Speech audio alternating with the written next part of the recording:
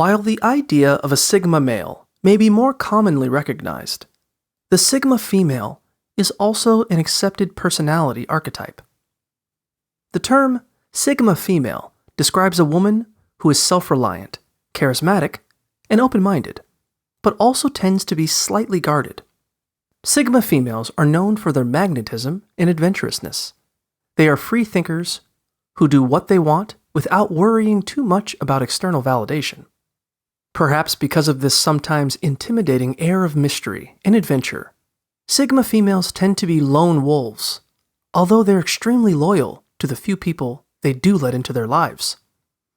In romantic relationships, Sigma females prefer assertive partners who are equally independent. Sigma females have many traits in common with alpha females. But unlike her alpha counterparts, who command the spotlight, a Sigma female prefers to fly confidently under the radar.